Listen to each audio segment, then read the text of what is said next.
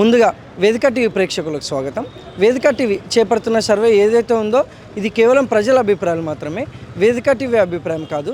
నిజాన్ని నిర్భయంగా ప్రజలతో మాట్లాడి చర్చించడానికి వేదిక టీవీ ఎల్లప్పుడూ కృషి చేస్తుంది. ఇందులో భాగంగా ఈరోజు సూర్యాపేట జిల్లాకు రావడం జరిగింది. మరి ఈ సూర్యాపేటలో ఉన్నటువంటి ఆర్టీసీ బస్ స్టాండ్కి చాలా గ్రామాల నుంచి ప్రజలు నేరేడుచెర్ల, భీమారం, కోదాడ, తుంగతుర్తి, ఖమ్మం, తొర్రూరు, మహబూబాబాద్ నుంచి ప్రజలు ఇక్కడికి రాకపోకలు సాగిస్తుంటారు. మరి ఇక్కడికి వచ్చిన ప్రజలతో మాట్లాడి కాంగ్రెస్ హయాంలో రేవంత్ రెడ్డి గారి పాలన విధి విధానాలు ఏ విధంగా జరుగుతున్నాయి, మరి అలాగే రేవంత్ రెడ్డి గారు ప్రవేశపెట్టిన ఈ 6 గ్యారెంటీలు లబ్ధిదారులకు ఏ విధంగా లబ్ధి చేకూరుతున్నాయి, మరి అలాగే గతంలో కేసీఆర్ గారి పాలన విధి విధానాలు ఎలా జరిగాయి అనే విషయాన్ని వాళ్ళ అభిప్రాయం ద్వారా తెలుసుకునే ప్రయత్నం చేద్దాం. రిపోర్టర్ కార్తిక్ గౌడ్, వేదిక టీవీ. నమస్తే సార్. చెప్పండి. మీ పేరు సార్? నా పేరు లక్ష్మణ్. ఏం చేస్తుంటారు సార్? నాది ఫార్మర్. నేను గ్రామం, మండలం? పడమలగూడెం, నర్సంపేట మండలం, మహబూబాబాద్ జిల్లా. సీఎం రేవంత్ రెడ్డి గారి పాలనపై మీ అభిప్రాయం ఏంటి సార్?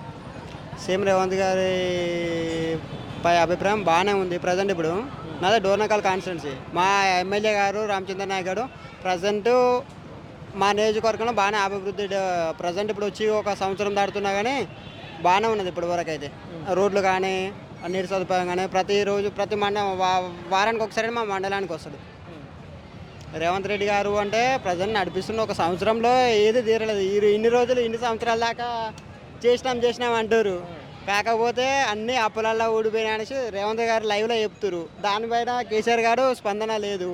ఆ కేటీఆర్ గారు ఏమన్నా వచ్చేసి మాట్లాడుతురు. పాలన బాగానే ఉండే, కాకపోతే మొత్తం అప్పులు చేసేసి మన మీద పెట్టేసి పోయారనే ఒక లైవ్లో మనకు చెప్తారు. అది ఆల్రెడీ లైవ్లో స్పందిస్తే కూడా కేటీఆర్ గారు కూడా ఎట్లాగో ఏమంటారు లైవ్లో వచ్చేసి దానికి సమాధానం ఇస్తలేడు, మేము ఏం చేయలేదని. వాళ్ళు చేసిరు కాబట్టి డెవలప్మెంట్ అయ్యింది. కాకపోతే ఖచ్చితంగా దాంట్లో చాలా అప్పులు చేసేసి దాంట్లో ఎంతో ఇది మన కాళేశ్వరం కట్టారు. దాని మీద కాళేశ్వరం నాకు దగ్గర, నేను ఎప్పుడు వెళ్ళి చూస్తూనే ఉంటాను. కానీ దాని మీద అంత బడ్జెట్ కొన్ని 100 కోట్లు పెట్టారంటే అది చాలా అది ఇంకేమైనా. మరి గతంలో కేసీఆర్ గారి పాలనపై మీ అభిప్రాయం సార్ ఎలా ఉండాలి? పాతకాలంలో సరే కేసీఆర్ గారు అంటే రెండోసారి కూడా పథకాలు వచ్చేసి ఉన్నది. కానీ ఉన్నోళ్ళకే చాలా ఏమంటారు కొన్ని రైతు బంధు కావచ్చు, రైతు బీమా కావచ్చు. ఉన్నోళ్ళకే ప్లాట్లు ఎన్ని రోజులు ఇప్పుడు ఏమంటారు వెంచర్స్ ఉన్నాయి. వెంచర్ల మీద ఒక గుంట ఏమంటారు ఒక గుంట ఒక 5 లక్షలు 3 లక్షలు 2 లక్షలు పెట్టుకొని గుంట కొన్నాను కూడా చనిపోతే 5 లక్షలు ఇచ్చిండు.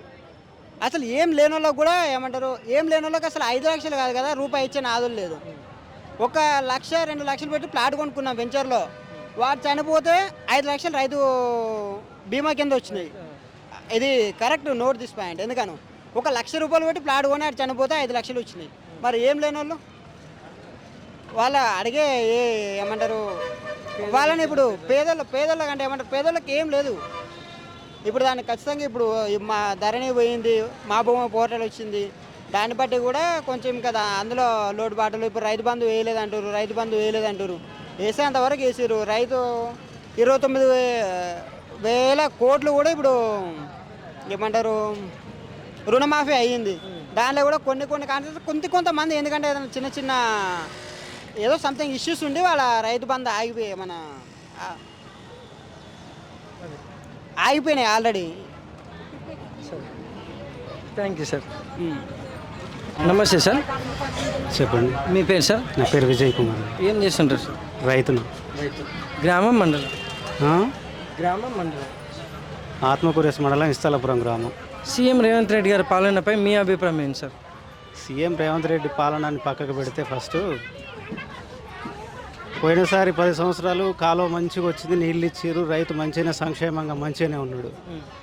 ఆయన పెట్టింది రైతు బంధు ఒకటి ఎక్కువ తక్కువ పెట్టినా కానీ ఇప్పుడైతే 8 ఎకరాలు పెడితే 4 ఎకరాలకు వచ్చింది. 4 ఎకరాలలో వడగళ్ళకు 2 ఎకరాలు పోయింది.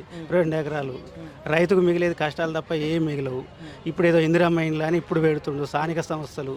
సంవత్సరం అయితే ఇంతవరకు సర్పంచ్ ఎన్నికలు లేవు. ఇప్పుడు మళ్ళీ దానికని చెప్పేసి ఇందిరమ్మ ఇండ్లు అని చెప్పేసి రాజీవ్ యువ వికాసం అని అది పెట్టిండు. 5 లక్షల మందికి ఇస్తా అని చెప్పేసి 20 లక్షల మంది అప్లికేషన్లు వచ్చినాయి. ఆయన ఇచ్చేది ఉండదు, ఏది లేదు. ఇండ్లు అని చెప్పేసి అని అన్నాడు. ఊర్లోకి ఒక 20 ఇండ్లు 30 ఇండ్లు ఇస్తుండు. ఆ సెలక్షన్లు కూడా కాంగ్రెస్ వాళ్ళకే తప్ప మిగతా వాళ్ళకు అవకాశం ఉండదు. ఆ ఇండ్లు రావు. ఇవాళ సెలక్షన్ అని చెప్పేసి కూర్చున్నారు. ఇంతవరకు ఇండ్లు లేవు, ఏం లేవు. యువ వికాసం అంటారు. యువ వికాసం ఎంతమందికి ఇస్తారు? మళ్ళీ కాంగ్రెస్ వాళ్ళకే ఇస్తారు. 2 లక్షల 3 లక్షల. అప్పటి పరిపాలన అయినా ఇప్పటి పరిపాలన అయినా తేడా చూసుకుంటే బడ్జెట్ లేదు. ఫస్ట్ వీళ్ళ దగ్గర బడ్జెట్ ఉన్నదాన్ని బట్టి ఇచ్చినా అయిపో. ఆ బడ్జెట్ లేదు, ఏది లేదు, అన్ని పథకాలు అని చెప్పేసి ఫ్రీ పథకాలు ఏ రాష్ట్రంలో వచ్చినా ఫ్రీ పథకాలు వచ్చినాయి అంటే జనాలకే ప్రాబ్లం తప్ప గవర్నమెంట్ వాళ్ళు మంచిగానే ఉంటారు. వాళ్ళు కార్లలో తిరుగుతూనే ఉంటారు. మాకుండే బ్రతుకులు మాకుంటాయి అంతే తప్ప ఎవరు వచ్చి మార్చరు, ఏ ప్రభుత్వము మార్చదు. అది కేసీఆర్ అయినా మార్చలేడు, రేవంత్ రెడ్డి అయినా మార్చలేడు. మరి గతంలో కేసీఆర్ గారి పాలనపై మీ అభిప్రాయం ఏంటి సార్? గతంలో కేసీఆర్ పరిపాలన అంటే కొంచెం రైతు వల్లనైతే ఖచ్చితంగా మేము బాగుపడ్డ చరిత్రే ఉంది. 10 సంవత్సరాలైన కాలువలు వచ్చినాయి. ఇంతకుముందు కాలువలు వచ్చి కనీసం చెర్లకన్నా నింపేది, కాలువ నీళ్ళు చెర్లకన్నా నింపేది. కాలువ ఇస్తాం అని చెప్పేసి వారం రోజులకు అని చెప్పేసి అని అన్నారు. ఆ కాలువ ఇచ్చేది లేదు, వచ్చేది లేదు. 1000 ఎకరాలు మొత్తం ఎండిపోయినాయి. చూసిన చరిత్ర ఇది. వాళ్ళు మాత్రం ఫామ్ హౌస్లలో ఈ ఫామ్ హౌస్ల పక్కకు పెడితే ఇక వాళ్ళు కూర్చునే తిరిగి వాళ్ళు ఉంటారు, కానీ మా బ్రతుకులు ఎప్పుడు ఒక తిరిగానే ఉంటాయి.